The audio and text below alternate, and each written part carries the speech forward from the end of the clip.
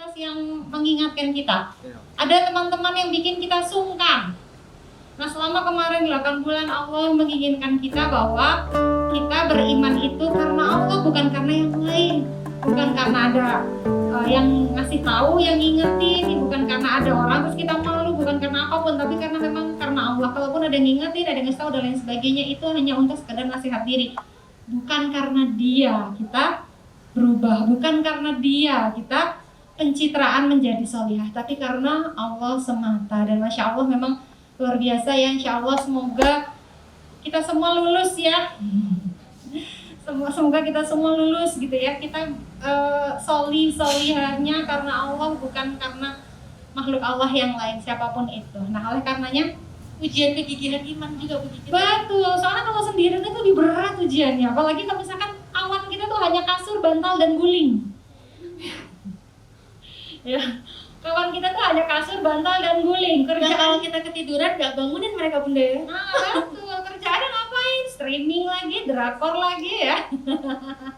Yang drakoran ini saya yakin pasti enggak ini mah. Ya. Drakoran riset bunda, riset. Kalau ini yang drakoran ya di luar sana. Kalau ini mah enggak nih, no. Masya Allah, salihah semua.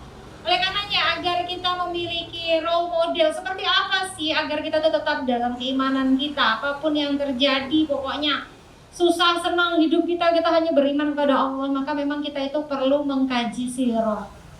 Ya. Jadi kenapa isi dari Al-Qur'an itu kebanyakan itu adalah tentang sejarah, tentang kisah, karena memang lebih mudah untuk memberitahu orang lain, ngasih tahu orang lain, mendapatkan pelajaran, mengambil hikmah, mengambil apapun kebaikan dari kisah orang lain. Betul? Ya. Maka kita di sini insya Allah dalam rangka mengkaji sirah ini kan 4 wanita penghulu surga. Nah, sudah semua atau masih ada lagi? Sudah bunda, ini yang keempat ini. Oke. Saya di awal Bunda Maryam. Bunda Maryam. Ya, berarti saya di awal dan di akhir ya. Pembuka dan penutup. Dan yang susah-susah gitu ya. Kenapa yang susah ini ke saya ya? Heran ya. Kenapa saya bilang susah? Karena memang literatur tentang 2 wanita istimewa ini tidak sebanyak literatur 2 wanita lainnya. Karena memang literatur 2 wanita istimewa yang Bunda Maryam, Bunda Asiyah itu lebih banyak dari kisah Israelia. Tetapi alhamdulillah kita tetap bisa meneladani ya. Kita bisa meneladani dan insya Allah kita tetap bisa mengimplementasikan dalam kehidupan kita sehari-hari. Oke, ketika kita berbicara tentang sosok 4 wanita yang menjadi penghulu surga, kenapa kok dipilih 4 wanita itu? Bukankah masih banyak wanita-wanita lain? Bukankah masih banyak para tokoh-tokoh muslimah lainnya, sahabiyah ataupun siapapun lah? Tapi kenapa kok dipilih 4? Setidaknya dari 4 ini saya pribadi mau mengambil satu kesimpulan. Ya, ini kesimpulan versi saya ya. Ataukah ada versi lain lebih baik? Silahkan nanti bisa diambil juga.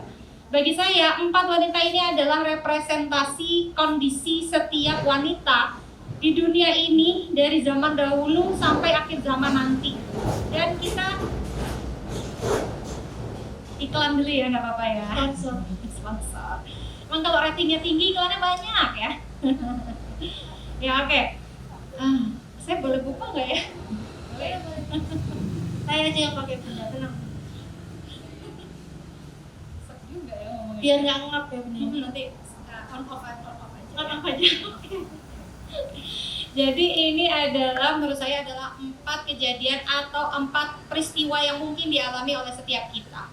Ada yang diuji sebagaimana diuji Bunda Maryam, artinya dengan status singlelahnya itu diuji dengan ujian luar biasa. Tapi apa yang dilakukan oleh Bunda Maryam, ia tetap menjaga kesuciannya, tetap menjaga ketaatannya, tidak berubah, tidak bergeming walaupun dinyinyirin, ya kan? Istilahnya kalau zaman sekarang kan, aduh nyinyiran tetangga atau nyinyiran netizen julid banget, ampun, kita mah sama nyinyiran netizen julid aja padahal gak julid-julid amat gitu ya. Kita tuh udah drop banget ya, udah drop, udah malas, udah nggak mau, udah nutup akun lah dan lain sebagainya. Akhirnya nggak posting lagi posting lagi gitu ya, hanya gara-gara ada nyinyiran. Nah ini bayangkan yang menyinyirkan itu adalah satu kota, satu negeri gitu ya, atau bahkan setelahnya pun juga masih terus berlanjut. Dan apa yang beliau lakukan, apakah beliau mutung? Tidak, ya. Apakah beliau sedih? Iya. Bagaimanapun manusia biasa, sedih itu wajar. Nanti ya, mungkin pas kita sharing di ruang mendengar gitu ya, bahwa ketika misalkan kita sedih itu adalah hal yang wajar, manusiawi banget kalau kita sedih. Jangan mentang-mentang kita adalah seorang muslimah yang tangguh, kita nggak boleh sedih, nggak boleh nangis, awas ya, kuat ya. Terus kita nggak kuat. Makanya contohnya juga ya, beliau adalah sosok manusia biasa juga merasa biasa. ya kalau dilukai dia juga terluka. Betul sekali, sedih iya, ya. Kita tahu sirahnya ya, sedih beliau juga takut ya. Gimana bayangkan seorang wanita terhormat, suci, mulia, tiba-tiba punya anak gitu kan? Itu luar biasa banget, tuh ujian luar biasa banget sih. Itu luar biasa banget. Artinya nggak ada yang seperti beliau. Itu ya Bunda Maryam. Nggak usah dipanjang-panjangin ya. Udah itu beberapa bulan yang lalu. Lalu Bunda Asia. Bunda Asia terakhir aja. Nanti buat bahasan kita hari ini. Bunda Khadijah. Bunda Khadijah ya. Saya pakai lagi ya. Oke. Bunda Khadijah. Saya yakin di sini juga ada yang mengalami atau mendapatkan ya mungkin kurang lebih sedikit-sedikit ya pengalaman sebagaimana Bunda Khadijah. Artinya khususnya bagi yang sudah menikah ya. Mungkin dari segi usia lebih dari suaminya. Dari segi penghasilan pun mungkin lebih dari suaminya. Dari segi macam-macamnya pun mungkin lebih dari suaminya. Saya yakin sebagian kita ada yang seperti itu, yang sudah menikah khususnya merasa bahwa dia lebih daripada suaminya. Tapi apa yang dilakukan oleh Bunda Khadijah, Masya Allah ya. Apakah pernah ada gitu ya salah satu sirahnya mengatakan bahwa Bunda Khadijah itu menyepelekan suaminya? Tidak. Justru ia adalah orang yang langsung percaya. Coba misalkan itu kita gitu ya. Kita, suami kita tiba-tiba datang terus bilang, saya dapat wahyu. Oh, boy, si Mas ya gitu. Yang benar ya. Yang benar banget. Kayak kopi paling sampean. Kalau kita kan nggak gampang percaya gitu ya, nggak gampang percaya. Tapi apa yang terjadi oleh Bunda Khadijah? Ya luar biasa sekali. Makanya Rasulullah itu begitu sulit untuk bisa melupakan dan memang tidak akan terlupakan dan tidak akan pernah bisa digantikan. Karena demikian luar biasanya sosok Bunda Khadijah. Nah, ketika di sini yang nanti suatu hari ketika misalkan nanti sudah memiliki suami, terus qadarullah ternyata dari segi penghasilan nanti lebih tinggi, dari segi mungkin sosial ekonomi nanti lebih tinggi, keluarga nanti lebih terhormat mungkin secara duniawi daripada keluarga suami dan lain sebagainya. Maka teladanilah sebagaimana teladan Bunda Khadijah. Wafanya beliau itu luar biasa, loyalitas beliau luar biasa, setianya Totalitasnya dalam betul, setianya itu tak tergantikan. Itu ya. Lalu juga ada Bunda Fatimah. Itu pun juga adalah sosok wanita yang luar biasa sekali. Setiap kita juga pasti, kalau kita kan cuma taunya atau cuma pengennya cuma pas bagian yang gitunya doang ya, yang diam-diam mencintai ya. Nanti Tanya Fatimah dan Ali aja tahunya nih banyak kan. Betul. Cuma pengen sampai situnya doang ya. Pengen nanti suatu hari ketika lagi bersama suami terus bilang bahwa dulu saya pernah mencintai seseorang laki-laki ya kan, asik gitu ya. Terus ketika suami kita sudah mulai, siapa dia ya kan? Dia adalah engkau ya kan, kita cuma pengen tahu, pengennya cuma sampai situ doang. Adegan itu aja tuh kayaknya. Adegan itu doang, lupa kalau setelah itu ada adegan lain yang luar biasa. Diuji dengan keadaan yang kekurangan, Cara ekonomi keluarga ya. secara ekonomi keluarga, padahal beliau sangat mungkin bisa meminta pada ayahnya. Sangat mungkin bisa meminta. Tapi karena memang memiliki ayah yang sekelas Rasulullah, dia tidak lantas langsung memberikan kemudahan atau memberikan bantuan kepada putrinya, tapi memang dikatakan suku ini adalah tangan penghuni surga gitu ya, Masya Allah. Lalu apa? Karena udah ngerti, oh iya ya inilah ujian saya, inilah surga saya, maka disinilah saya harus taat, disinilah saya harus bisa menyerahkan semuanya kepada Allah. Ini adalah bagian dari ibadah saya. Dengan kesederhanaannya, dengan segala macam keterbatasannya, ia yakin bahwa dengan cara yang seperti ini Allah ingin memuliakannya.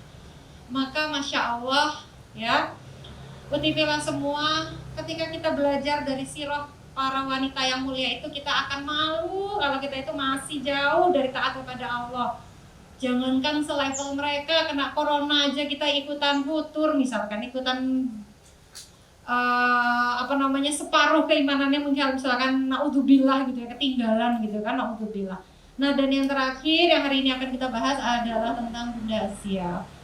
Insya Allah ya, Bunda Asia itu sampai dia diibaratkan atau perumpamaan orang yang beriman, yang bertakwa luar biasa. Karena apa? Bayangkan beliau itu adalah seorang istri dari pembesar atau istri dari penguasa Mesir. Nah, Mesir zaman dulu itu ibaratnya kalau sekarang itu kayak Amerika gitu mungkin, atau lebih lah daripada itu ya. Misalkan berarti dia itu adalah istrinya Donald Trump. Ya misal ya, ini misal seperti itu. Nah, maka apa yang terjadi gitu ya? Apa yang dilakukan gitu ya oleh seorang Asia binti Muzahim, bahwa walaupun ia bersuamikan orang yang sangat powerful, sangat berkuasa, sangat memiliki semuanya ya. Ibaratnya itu kalau misalkan hari ini kita pengen beli tas Hermes itu bisa beli pabrik-pabriknya. Kan ibu negara. Iya dong, ya kan bisa beli pabrik-pabriknya. Bahkan semua yang kerja di sana bisa dipekerjakan di rumahnya, mau apa gitu kan. Tapi apa yang terjadi luar biasa ya, nanti kita akan bahas satu persatu. Lanjut mungkin. Ini kelihatan nggak ya? Pura-pura kelihatan aja ya. Kelihatan. Oke. Saya bacakan dulu hadis riwayat Bukhari Muslim. Lelaki yang sempurna jumlahnya banyak, dan tidak ada wanita yang sempurna selain Maryam binti Imran dan Asia istri Firaun. Dan keutamaan Aisyah dibandingkan wanita lainnya sebagaimana keutamaan Afsari dibandingkan makanan lainnya. Ya, jadi ini diumpamakan sebagai wanita yang sempurna karena saking sempurna luar biasa imannya. Bayangkan kalau misalkan memang kita itu adalah kondisinya misalkan biasa-biasa aja, ya, tidak seperti kondisi Bunda Asia misalkan biasa-biasa aja, mungkin ialah timbang aku di dunia juga soro ya setiap herat ya kan. Tapi tidak dengan beliau. Walaupun dia punya segalanya, mau minta apa aja, ya tinggal tunjuk, ya, mungkin tinggal pas di batin aja udah langsung dibelikan gitu sama suaminya gitu kan, seperti itu. Tetapi dia tidak mau menggadaikan keimanannya, sehingga ia menjadi sosok wanita yang istimewa, bahkan dikatakan wanita yang sempurna ya. Kesempurnaannya itu seperti Bunda Maryam gitu ya, yang namanya itu diabadikan Allah dalam Al-Quran. Karena saking istimewanya, saking luar biasanya, tidak ada yang mendapatkan ujian seluar biasa beliau dengan kondisinya beliau. Mungkin kalau sekarang ada ya perempuan-perempuan yang mungkin menjadi korban KDRT suaminya dan lain sebagainya, tapi beda konteksnya, jauh banget dan luar biasa yang dilakukan oleh Bunda Asia gitu ya. Jadi Bunda Asia ini adalah seorang, ada yang mengatakan ia adalah dari golongan Bani Israel, ada yang mengatakan bukan, wallahu a'lam bishawab, karena memang literatur terkait hal ini tidak sebanyak sebagaimana literatur Bunda Khadijah dan Bunda Fatimah.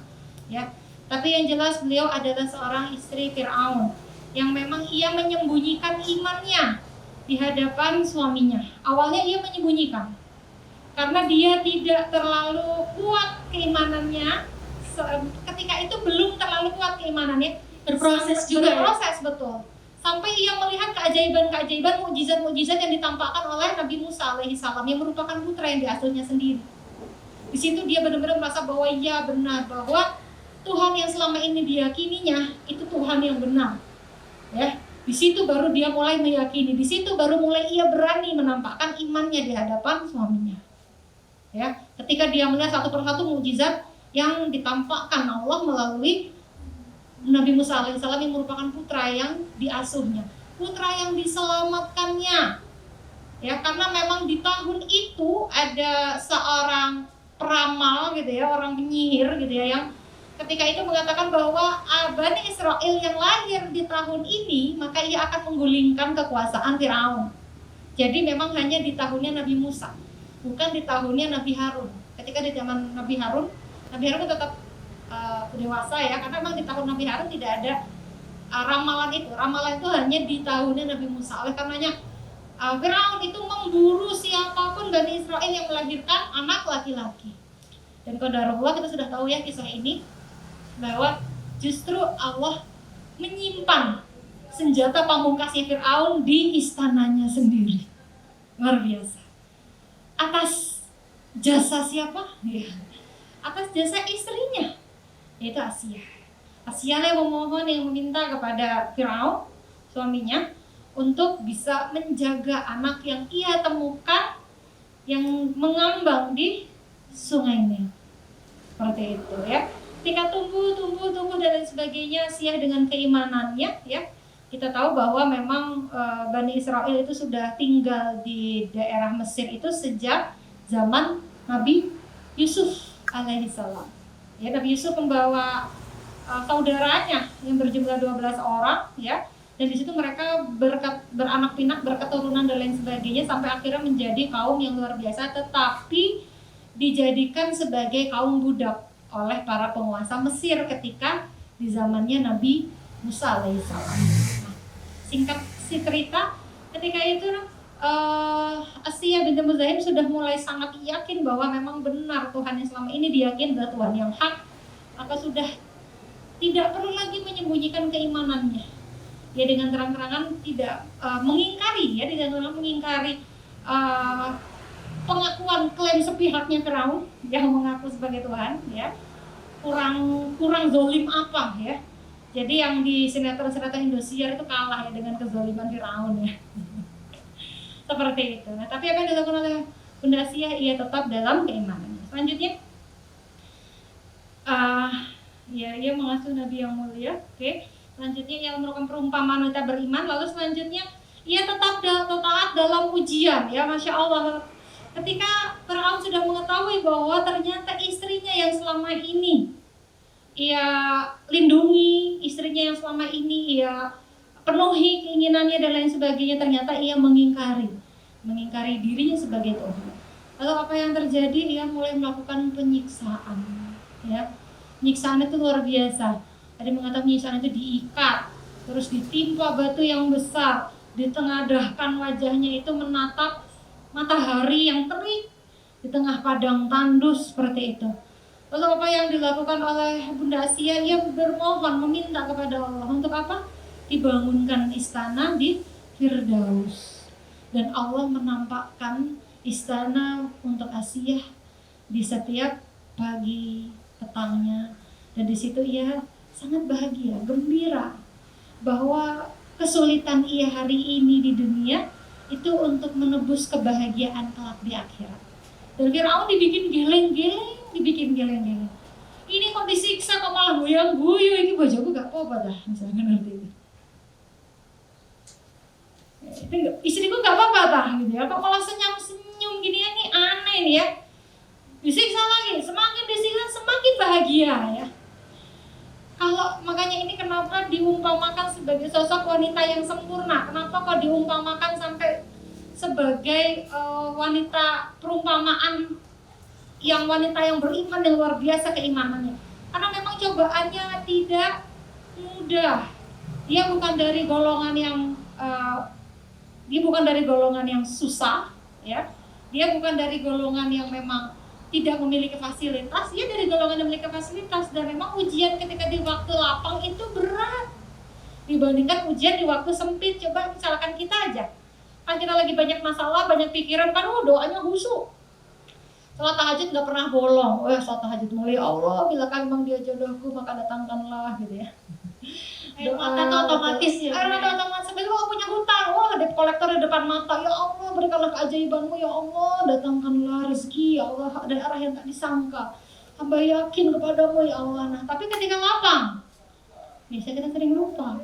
Ya, kita lupa kalau itu ujian juga. Betul, padahal itu adalah suatu ujian yang memang itu seringkali menggelincirkan, tetapi tidak bagi Bunda Asia. Walaupun dia bisa melakukan apapun, memenuhi kebutuhan dunia, ya. Kalau misalkan ibaratnya kalau zaman sekarang tuh kita misalkan pengen berlian itu bisa, sak tambang berliannya dituku misal. Dia aja keluar rumah gitu kan, nginep di hotel gitu kan. Betul, dia bisa ada aja. Gitu. Tapi luar negeri. Betul ya, bisa ngapain aja. Tapi apa yang terjadi? Beliau tetap teguh dengan ketaatannya kepada Allah. Dia menikmati ya.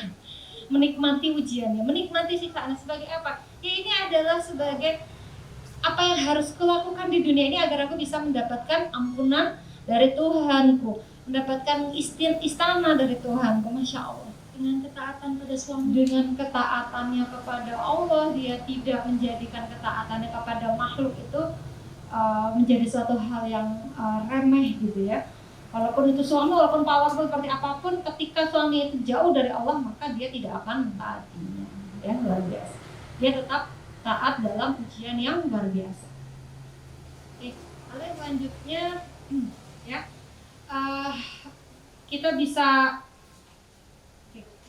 bisa ini ya, kita bisa mengambil hikmah ya. Kurang lebih memang kalau kisah dari Bunda Asiyah binti Muzahim itu memang tidak sebanyak Bunda Khadijah, makanya memang literaturnya tidak banyak. Kurang lebih memang yang disampaikan kurang lebih ya sampai sebatas itu. Adapun pengembangan dan lain sebagainya lebih pada kisah Israiliyat. Nah, karena kita langsung bisa ambil kira-kira apa ya hikmah yang bisa kita petik dari kisah yang luar biasa dahsyat. Kenapa kok Allah sampai memberikan utamaan yang luar biasa kepada Bunda Asiyah binti Muzahim ini? Karena hikmah yang bisa kita dapatkan itu yang bisa kita ambil yaitu adalah yang pertama adalah ketaatan kepada Allah di atas segala-galanya. Ya. Artinya bahwa seperti apapun kondisi kita, ya, seperti apapun kondisi beliau ya, kondisi Bunda Asiyah binti Muzahim itu tidak bisa membeli ketaatannya kepada Allah. Ya, bahwa yang bisa kita implementasikan dalam kehidupan kita sehari-hari, bahwa kelak suatu hari mungkin nanti kita berada dalam situasi yang tidak pernah kita bayangkan sebelumnya, kondisi yang sangat lapang, sangat powerful, kita punya kekuasaan, kita punya segalanya, misalkan Allah amanahkan itu di pundak kita, maka tetaplah kita dalam taat, ya, tetaplah dalam taat, tetaplah menjaga kondisi keimanan kita itu tetap baik, ya, karena seperti apapun dunia itu ada batasnya, ada expirednya, ya. Dan kita nanti akan menyesali ketika nanti di yaumil akhir kita mendapati bahwa betapa banyak waktu yang kita sia-siakan, betapa banyak hal-hal yang selama ini kita lewatkan, ya, betapa banyak bahwa kita itu masih jauh dari taat kepada Allah dan kita akan sangat menyesal. Dan tetapi ketika kita pergunakan waktu kita, usia muda kita, harta yang Allah titipkan kepada kita dalam rangka ketaatan kepada Allah itu, Masya Allah, ya, kita akan merasakan, akan mendapatkan berkahnya tidak hanya nanti di akhirat, tapi di dunia pun sudah bisa merasakan keberkahan tersebut, ya. Oleh karenanya semakin kita mencintai, semakin kita merasa bahwa apa yang kita sangat senang gitu dengan sesuatu, kalau kita ingin bersama dengan yang kita senangi itu, yang kita cintai itu selamanya, maka berikanlah kepada Allah. Misal kita contoh senang sama pakaian, ya, senang sama pakaian kita, oh kayak senang banget. Kalau kita masih pengen sama pakaian kita itu selama-lamanya, maka berikanlah pakaian yang kita cintai itu pada orang lain, ya. Nah, kita kan cara mengukur keimanan, ya, salah satu parameter. Nah, karena kita misalkan kadang kalau misalkan ada ya sedekah baju layak pakai, yang kita pilih yang mana? Yang paling nggak kita senengin, ya. Yang kita pilih yang mana? Yang kita pilih yang udah jelek-jelek gitu ya. Yang ini aja deh udah nggak seneng makainya. Udah nggak seneng makainya, ini deh udah bolong ya. Yang jadi udah warnanya udah kusam gitu ya. Itu yang dikasih. Yang bagus-bagus jangan, masih bagus, ya enggak? Kita masih sering kayak gitu kan, ya. Maka ketika ketaatan kita kepada Allah di atas segalanya, kecintaan kita kepada siapapun itu karena Allah dan cintaan Allah itu di atas segalanya, maka kita akan mudah untuk bisa melepaskan sesuatu itu karena Allah, ya. Melepaskan pakaian, barang-barang, termasuk juga orang yang kita cintai itu ketika memang Allah menginginkan dia jauh dari kita, kembali kepada Allah, ya kita akan merelakan, nggak akan merasa gagal move on gitu ya. Tidak berat melakukannya. Betul ya, termasuk juga misalkan ketika ditinggal sama orang tua, misalkan orang tua kita itu berpulang dan lain sebagainya, kita yakin kalau misalkan Allah sudah izinkan itu terjadi, maka itu sudah yang terbaik, ya. Maka hikmah yang bisa kita ambil di sini adalah bagaimana kita jadikan ketaatan kepada Allah di atas segalanya, di atas semuanya, di atas status kita, di atas dalam tanda petik yang kita merasa kepunyaan kita, di atas apapun kedudukan, kekuasaan mungkin dan lain sebagainya. Itu pastikan bahwa ketaatan itu di atas segalanya. Sehingga kalau udah ketaatan kepada Allah di atas segalanya, insya Allah tidak ada hal-hal yang sulit, ya. Tidak ada ujian yang berat yang kita lalui. Semuanya mudah. Kenapa? Karena kuncinya ketika kita sama Allah, Allah yang akan datangkan solusi dari arah yang tak disangka. Ya, ketika kita beriman kepada Allah, Allah akan berikan petunjuk ke dalam hati kita. Itu janji Allah. Ya. Lalu selanjutnya itu adalah bagaimana kita jadikan kecintaan kita kepada apapun itu seiring dengan kecintaan kepada Allah. Ya, seiring dengan kecintaan kepada Allah. Kalau misalkan ternyata orang yang kita cintai ini, entah itu adalah orang tua kita, pasangan kita, anak kita, membuat kita lalai dari mengingat Allah, membuat kita itu jauh dari mengingat Allah, maka kita bisa tinggalkan, ya, atau tidak kita taati, ya, seperti itu. Misalkan orang tua kita, sesayang mungkin kita sama orang tua kita, secinta mungkin sama orang tua kita, ketika orang tua kita bilang, "Dok, nggak usah pakai jilbab, barai engkau angel balik kerja." Nah, ya kan, kita sudah tahu ya, kita taruh loyalitas kita kepada apa, pada siapa gitu kan. Maka kalau udah jelas seperti itu, ya kita tidak perlu taat sama orang tua kita. Jelas bahwa orang tua kita itu tidak selaras dengan ketaatan kepada Allah, ya. Tapi apakah lantas orang tua kita langsung kita tinggalkan? Ya kan enggak ya. Karena itu juga bukan perintah Allah untuk meninggalkan, ya. Betul. Nah, pastinya tapi kita dakwahi mereka dengan baik. Kita beritahu dengan baik. Pergauli dengan baik. Betul. Kita tetap berinteraksi mereka dengan wajar, dengan baik. Kita dakwahi mereka dengan baik. Jangan mentang-mentang kita itu pulang kajian lalu orang tua kita bilang, "Bu, itu tuh kayak gitu tuh haram, Bu, ya. Dosa, tahu nggak, Bu?" Wah. Ya pasti orang tua kita tuh malas gitu ya ngelihat kita kan. Pulang kajian kok jadi main haram-haram. Pulang kajian kok jadi kayak gini. Udah kamu gak usah ikut kajian. Nah, kan akhirnya kan kayak gitu ya. Pun juga misalkan pasangan kita, kalau misalkan kita punya pasangan yang mungkin masih belum paham bahwa sebenarnya kewajiban untuk mentarbiyah atau mendidik istrinya itu ada dalam pundaknya. Ketika memang pasangan itu belum bisa memberikan porsi tarbiyah kepada istrinya, maka izinkan istri tersebut itu untuk bisa mendapatkan tarbiyah di tempat lain. Gitu. Justru harus bersyukur ketika istrinya itu punya inisiatif sendiri untuk mau datang kajian, mau ikut datang taklim, ikut datang halaqah Al-Quran dan lain sebagainya. Kenapa? Karena itu meringankan tugasnya suami, ya. Ada orang udah suaminya nggak mentarbiyah, ya, suaminya nggak ngajarin, suaminya nggak ngizinin, gitu kan. Nah itu ya, makanya kita harus tahu porsi ketaatan kita, kecintaan kita kepada makhluk janganlah sampai melampaui atau janganlah sampai bahkan sejajar, itu pun juga jangan ya, jangan sampai sejajar dengan ketaatan kita kepada Allah, apalagi sampai melampaui. Nauzubillah min dzalik. Lalu yang selanjutnya, hikmah yang selanjutnya adalah teladan wanita yang bersuamikan orang zalim, ya. Karena kan ya artinya begini ya, apakah ketika kadang gini, soalnya sering kali ada yang bertanya gitu sama saya tuh, misalkan kan katanya kan laki-laki baik untuk perempuan baik, terus laki-laki pezina atau laki-laki yang buruk untuk perempuan yang buruk. Nah ini yang biasanya jadi kegundahan ya. Betul. Beneran baik gak sih sebenarnya? Nah ini kok kita sudah berusaha baik kok tetap aja zalim. Apakah ini Allah itu tidak menepati janji atau gimana? Ingat ya, Bunda Asia itu kurang mulia apa? Kurang baik apa? Bahkan sampai disebut sebagai sosok yang sempurna, keimanannya luar biasa. Kenapa kok Allah tetap izinkan memiliki suami seperti Firaun? Terus selanjutnya itu adalah Nabi Nuh, kurang solih apa? Nabi Lut kurang solih apa? Kenapa Allah izinkan itu punya pasangan yang bahkan diabadikan sebagai pasangan yang durhaka di Al-Quran? Kenapa kok itu bisa terjadi? Ingat, baik buruk parameternya bukan pakai parameter kita. Kacamatanya bukan pakai kacamata kita. Kacamata parameternya adalah parameternya Allah. Bisa jadi mungkin memang buruk, tetapi ujian sedahsyat itu hanya mampu diemban oleh wanita sebaik beliau, ya, Bunda Asia. Artinya bukan kepada orangnya, tetapi level ujiannya. Paham ya?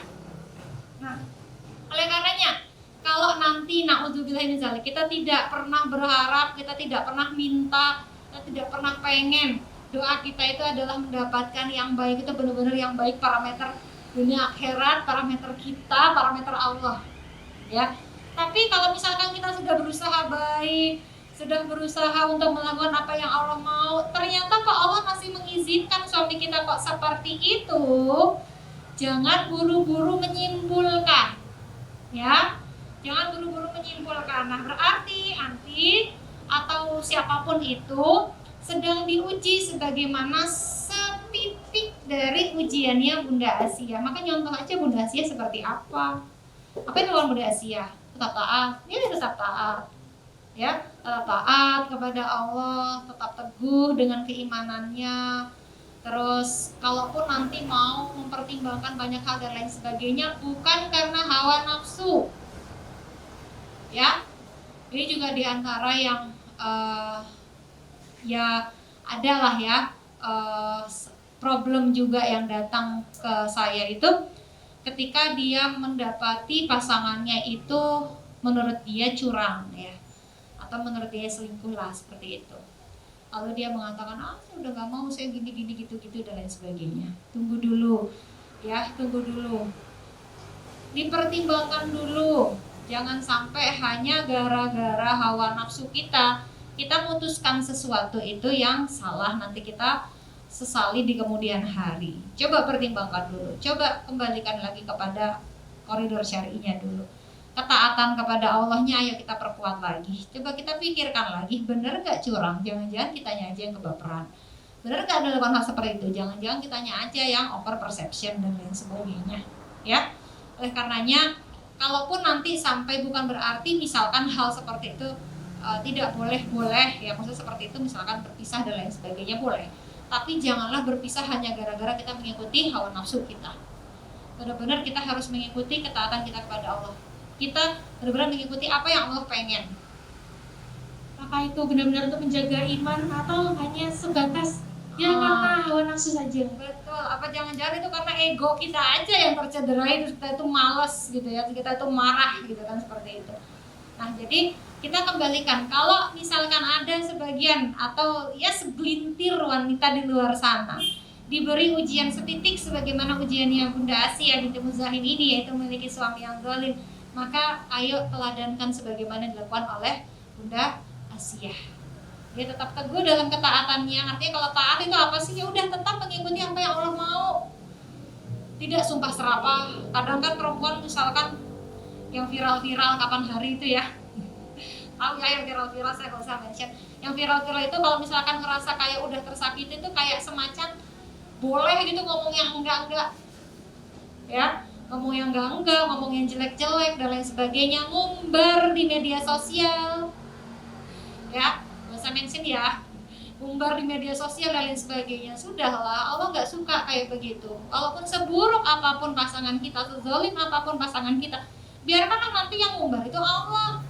Yang umbar kezaliman Firaun siapa? Bukan Bunda Asia, tapi Allah sendiri yang mengumbar keburukan dari suaminya yang zalim tersebut. Apakah Bunda Asia itu dia nulis status di media sosialnya? Enggak kan ya? Suami aku hari ini zalim banget sih suamiku, ya kan? Enggak, tapi apa yang dilakukan? Dia justru malah tersenyum, dia senang karena dia melihat bahwa siksaan ini itu dia bisa mengantarkan dia kepada istana yang indah di firdausnya Allah. Masya Allah.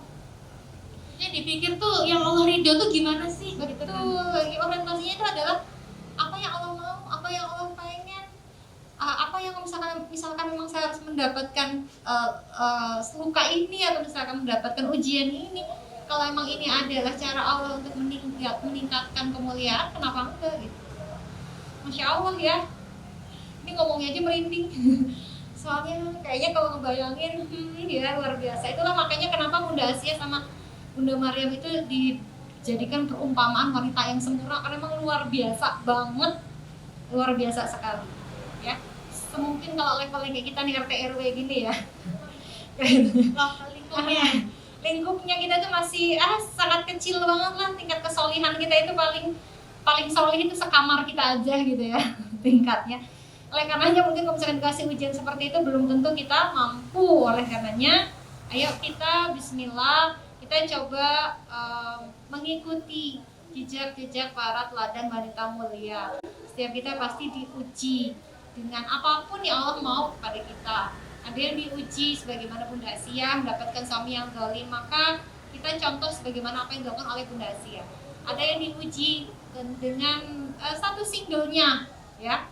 Hari ini teman-teman udah banyak yang pada menikah, kok saya masih single dan lain sebagainya. Maka tetaplah menjaga kesucian, kemuliaan sebagaimana Bunda Maryam. Ada yang diuji yang sudah menikah, mungkin suaminya secara penghasilannya tidak lebih dari kita. Secara kedudukannya mungkin secara dunia itu di bawah kita misalkan. Tapi jangan sampai itu membuat kita itu tidak menghormati, tidak menghargai ya pasangan kita. Justru diberikan loyalitas atau wafa atau kesetiaan yang luar biasa, sehingga itu akan membuat meningkatkan harga diri sebagai seorang suami. Ada yang diuji mungkin dengan kekurangan ya, dengan kesulitan dan lain sebagainya secara ekonomi sebagaimana Bunda Fatimah, maka tetaplah berlaku taat sebagaimana Bunda Fatimah. Semua itu adalah Allah izinkan. Kenapa itu semua menjadikan penghulu wanita masuk surga? Karena memang mereka itu adalah contoh yang bisa kita teladani ya, seperti itu. Lalu yang selanjutnya adalah bagaimana hikmah yang bisa kita dapat adalah keteguhannya menghadapi ujian ya. Jangankan ujian yang dahsyat luar biasa kayak gitu. Setiap kita pasti mendapatkan ujian. Setiap kita tuh pasti ketemu orang yang menurut kita zalim ya.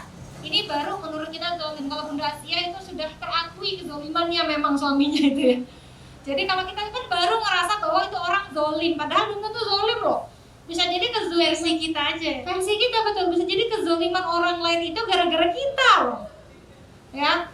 Jadi contoh nih, saya pernah mengalami dan ada sejak kejadian itu saya jadi mikir, oh iya ya, bisa jadi memang setiap kali kita merasa dizalimi orang, yang membuat orang itu kita merasa menzalimi kita itu diri kita sendiri. Ya, saya pernah ada kejadian itu ketika saya itu tiba-tiba pengen berhenti ya, dan naik bawa kendaraan, tiba-tiba pengen berhenti mau beli sayur. Saya nggak melihat kalau mobil itu mau pergi, mau maju gitu. Saya nggak lihat karena saya nggak melihat dia ngesen. Saya fokus aja kalau saya itu mau berhenti. Jadi saya itu langsung motong gitu ya. Dia posisinya di kiri lagi berhenti dan dia mau berangkat. Saya langsung motong, saya langsung parkir. Mobil itu kaget dong ya. Dia ngelakson saya kenceng banget. Dan biasa kalau ibu-ibu diklakson kan kesel ya. Ahwat kalau diklakson kan gitu kan suka kesel ya. Terus di situ saya baru mikir, kenapa saya kesel? Orang itu mau maju mobilnya, jangan-jangan dia sudah ngesen, cuma saya nggak lihat. Terus salah saya, kenapa kok saya tiba-tiba motong langsung tiba-tiba berhenti di depan dia? Pasti dia kaget. Orang kaget kan spontan nyalain klakson. Oh, berarti selama ini, akhirnya saya mikir mana-mana. Oh, berarti selama ini kalau kita ngerasa dizolimi orang, jangan-jangan orang itu zolim gara-gara kita. Iya kan? Jadi kalau misalkan standar zolim itu masih standar kita, jangan buru-buru dulu kita itu untuk ya Allah berikanlah azab kepada orang itu. Langsung ya, oh iya ya doanya untuk orang zolim. Nah jangan-jangan yang zolim kita, makanya doanya balik ke kita kan. Ya Allah, saya kok ngedoain orang itu kok malah saya yang kena ya, karena yang zolim kita jangan-jangan, ya kan? Makanya coba jangan buru-buru nyimpulkan. Kalau memang kayak Firaun itu udah jelas memenuhi semua parameter indikator orang zalim. Tapi kan kalau orang-orang di sekeliling kita, entah itu mungkin teman kita, tetangga kita, siapapun, itu belum tentu mereka zalim. Tetangga kita nyinyirin kita, belum tentu mereka zalim ketika nyinyir. Kan jadi gara-gara kita, salah kita, membuat mereka itu akhirnya tergoda untuk nyinyirin kita. Ya, maka ayo perbaiki diri dulu. Kalau misalkan memang jelas itu kita sudah berusaha memperbaiki mereka tetap seperti itu, ya sudah, biarkan, kita jangan ikutan kepada ketidaktuntasan orang lain. Mereka belum tuntas, mereka kan gak happy ya. Happy-nya mereka itu buat kita menderita misalkan. Kita jangan ikut-ikutan kayak gitu, udah biarin aja ya. Kita, cara bahagia kita itu adalah dengan ngikut apa yang Allah mau ya. Makanya ketika kita dalam ujian, apapun ujian tersebut, mungkin yang singgelilah ujiannya belum juga datang jodohnya. Yang sudah menikah mungkin ujiannya mulai dari ujian ekonomi, ujian segala macam lah pokoknya. Terus juga misalkan juga yang bekerja, misalkan ujian di tempat pekerjaan. Yang wira swasta misalkan ujian dengan corona kayak gini ya kan, penghasilan turun drastis dan lain sebagainya. Setiap kita itu pasti diuji, dan kalau diuji berarti kita itu masih dikasih kehidupan, dikasih kesempatan. Dan ketika Allah berikan itu kepada kita, maka pasti kita itu sanggup, kita tuh mampu melaluinya. Itu dijanji Allah ya. Gak mungkin Allah kasih sesuatu tuh yang kita itu gak mampu melaluinya. Gak mungkin kita dikasih sesuatu tuh yang berat banget, yang benar-benar kita nggak bisa, itu nggak mungkin. Kalau diizinkan itu terjadi kepada kita, pasti kita mampu. Cuman kitanya kadang seringkali kitanya suka enggak percaya diri ya, artinya nggak yakin kalau Allah itu akan backup urusan kita. Nah biasanya ya Allah aja percaya sama kita ya. Betul. Kita mampu, tapi diri kita yang merasa diri kita nih ya. Itulah misalkan nyambung ke ini ya, itu problem-problem yang biasanya muncul gitu, yang biasanya hadir. Saya yakin setiap kita juga pasti pernah merasakan hal kayak gitu. Cirinya itu ketika kita misalkan merasa minder, merasa takut, merasa cemas, ya merasa apapun itu karena kekurang yakinan kita kepada pertolongan Allah. Gitu sih. Yaitu diantara hikmah yang bisa kita petik, yang bisa kita ambil dari kisah luar biasa, kisahnya Bunda Asiyah binti Muzahim. Ya, insyaallah semoga dengan tuntasnya 4 seri wanita penghulu surga ini, insyaallah kita bisa memetik ibroh, memetik pelajaran, memetik hikmah. Dan kelak nanti ketika kita sedang diuji, kita levelnya lagi diuji apa ya? Oh, singgelilah, oke, kita bisa nyontoh sebagaimana Bunda Maryam. Nanti ketika sudah menikah, kita diuji apa ya? Diuji seperti Bunda Asiyah kah? Ya, suami yang zalim ya. Naudzubillah min zalik. Naudzubillah min zalik. Atau misalkan seperti Bunda Khadijah yang penghasilan kita lebih tinggi, ataukah kita diuji misalkan dari segi ekonomi yang sulit sebagaimana Bunda Fatimah, maka kita cukup nyontoh aja semua yang ada di situ. Insyaallah itu kalau misalkan kita lagi ujian, itu tuh kunci jawaban. Itu udah kunci jawaban gitu. Tinggal kita mau pakai apa enggak, tinggal kita ngerti rumusnya apa enggak. Kadang-kadang kita udah dapat kunci jawaban juga nggak ngerti, kita terus kudu piye gini kan ya. Kita dikasih kunci jawaban sama Allah. Kita hidup di dunia ini sama Allah nggak dibiarkan gitu aja. Allah sudah memberikan al-huda, petunjuk kepada kita melalui Al-Quran, Sunnah, melalui sirah, menjadi kisah-kisah ya. Di situ kita bisa memetik pelajaran, kita bisa memetik hikmah. Insyaallah dengan begitu ya, insyaallah kita akan selamat dunia dan akhirat. Insyaallah itu ya, mungkin nanti kita lebih banyak di sesi tanya jawab. Semoga kita senantiasa dijaga keimanan ketakwaannya, dan semoga dalam kondisi apapun, ala kulli hal, dalam kondisi pandemi, dalam kondisi normal dan lain sebagainya, semoga keimanan kita semakin hari semakin baik, semakin meningkat, semakin dekat dengan Allah. Lalu wala quwwata illa billah, saya kembalikan kepada MC kita tercinta ini, insyaallah, kepada moderator kita. Assalamualaikum warahmatullahi wabarakatuh.